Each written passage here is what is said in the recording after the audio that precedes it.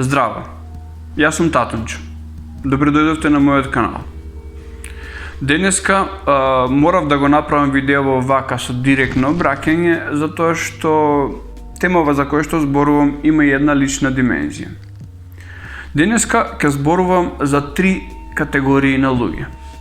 Едната категорија на луѓе сме ние обичните луѓе и замислете мнозинството, огромното мнозинство на планетава сме ние, над 95%. Втората категорија на луѓе се милионери во валути од типот на евро или во типот на долари и милиардери во истите валути. Ние обичните луѓе мораме да одиме на работа. Работиме по 8 сати дневно, многу пати работиме прекувремено, често пати се случува да работиме по 2 работи, за да едва и некако го обскрбиме нашиот секојдневен живот. Значи да плаќаме сметки, кирија, да одржуваме некој стар автомобил и ако приликите се добри да отидеме еднаш на одмор. Значи не е нешто што е претерано луксузно. Се обидуваме да бидеме она што некогаш беше средната класа, ама не ни успева. Од друга страна, се почесто и почесто гледаме примери на создавање на луѓе кои што имаат милионски суми на своите сметки. И како изгледа типичен милионер? Тој не е од оние топ луѓе кои што ги има на листите на Forbes, но е човек кој што ќе го видите на YouTube или на телевизија секогаш елегантно облечен или облечена. Се луѓе кои што зборуваат за убавината на животот, колку се е позитивно. И тие луѓе најчесто се во 2 категории. Или се категорија на луѓе кои што имаат зафатено некоја позиција и како резултат на таа позиција во редица околности имаат стекнато милионски суми. И вториот тип се оние што се уште почудни, а тоа се луѓето само создадени милионери. Луѓе кои што велат имав откровение, најдов на финансиски гуру, со тој гуру успеавме да создадеме систем кој што ме направи богат. И најчесто тука тоа се луѓе кои што ќе ви дадат примери за литература која што нив ги има направено богати. Значи, го читав овој автор, го читав оној автор и на крајот, на врвот на таа литература секогаш и јас напишав книга, го опишувам мојот метод, купија книгата и ќе станеш исто што и јас. Обично, кога ќе видите на тие луѓе бизнисот им или продавање на книгата, или продавање на онлайн курсови, или продавање на систем за сериозни суми и идејата е да се најдат доволно луѓе кои што ќе го купат нивниот производ, а нивниот производ е зборување за производот.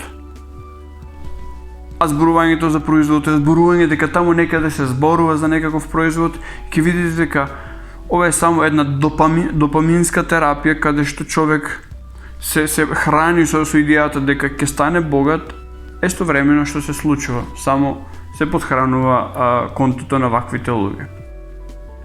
Значи, луѓе кои што одат наоколу низ светот и зборуваат за тоа како се станува успешен, а кога ќе видите дека нивниот успех се состои во зборувањето како да се стане успешни, ќе видите дека тоа е еден празен сад во кој што нема ништо суштинско. Ќе видите дека вистинските успешни луѓе немаат доволно време да одат и да раскажуваат за сопствениот успех, затоа што добар дел од времето го поминуваат во живењето и остварувањето на тој успех. А не секогаш успехот значи еднакво огромни финансии, значи милиони, милиарди. Значи успехот е нешто друго.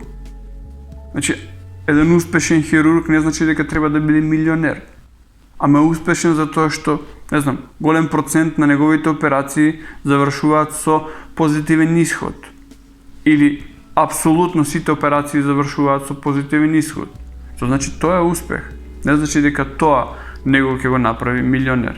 Од друга страна имаме луѓе кои што се супер добри во тоа, во зборувањето, како е да се биде успешен, ама кога ќе видите кој е нивното CV, во што сте успешни вие, па во тоа зборуваме како е да се биде успешен. Држиме семинари, правиме видеа. Што да сум слушал само едно видео или да сум прочитал само една книга, ќе беше ка сум скептик. Но можеме наслов по наслов.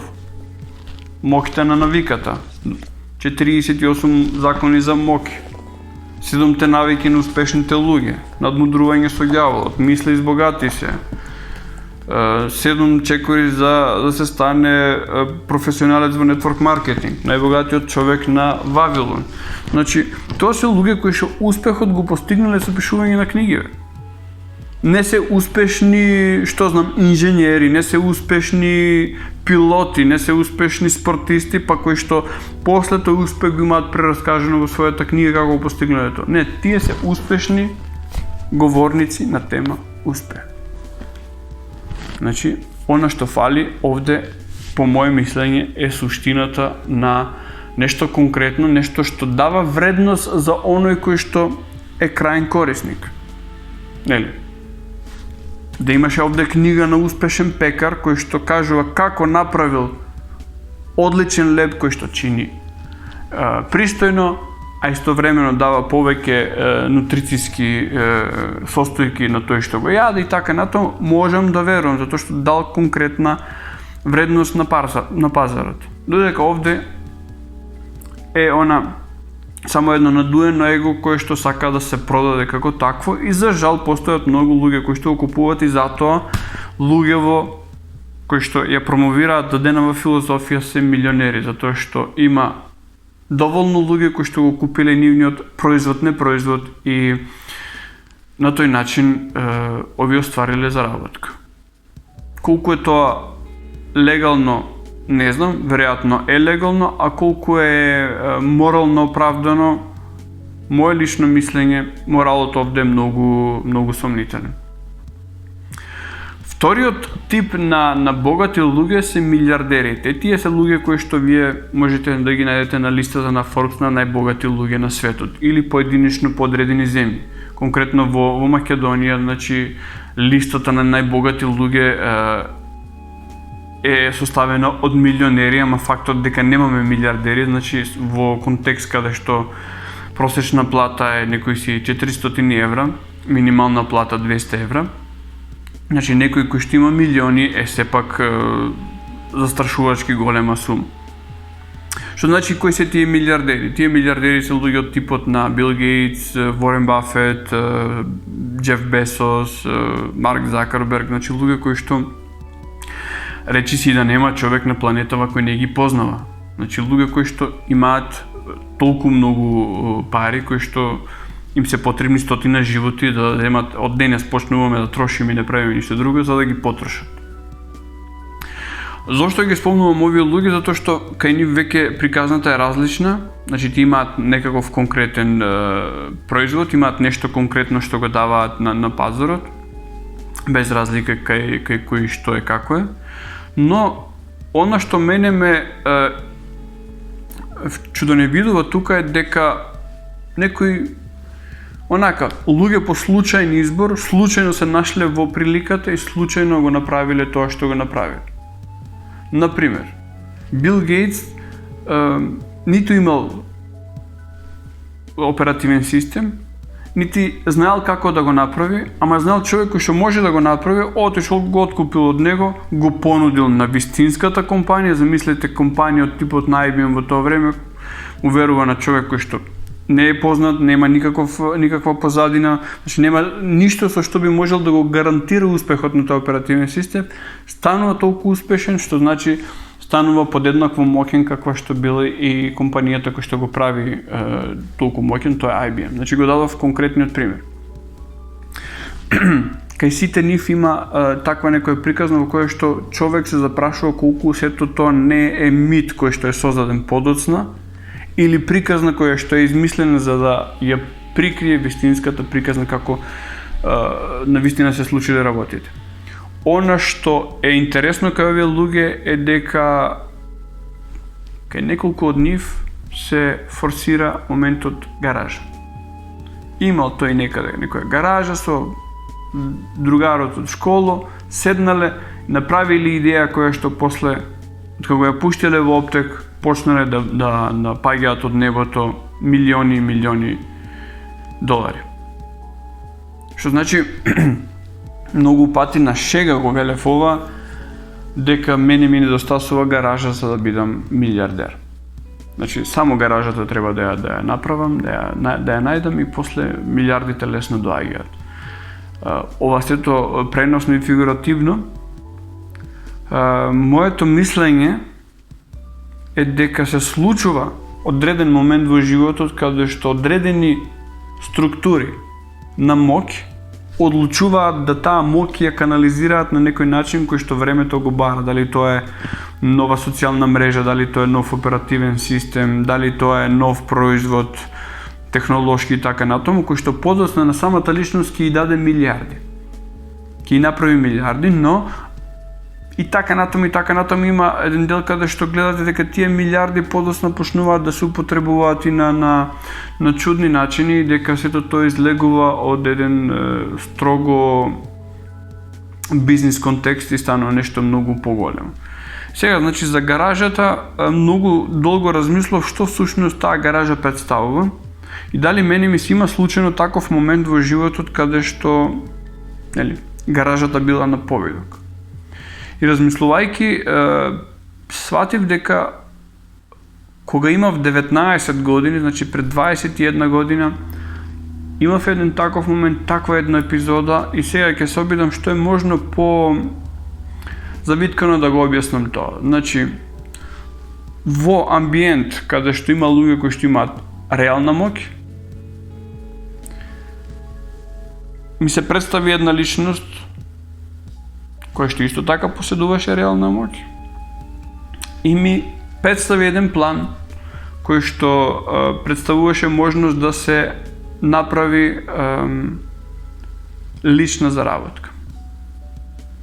Таа лична заработка подразбираше сервисирање на одредени финансиски текови кои што и нему и на структурата која што ја представуваше ќе им обезбеди еден постојан прилив на средства, но бидејќи стануваше збор за големи приливи на средства, процентот кој што ќе остануваше за мене беше голем. Бидејќи бев млад и бев убеден дека идеалот е нешто друго, ја одбив понудата и за тоа никогаш повеќе не стана збор.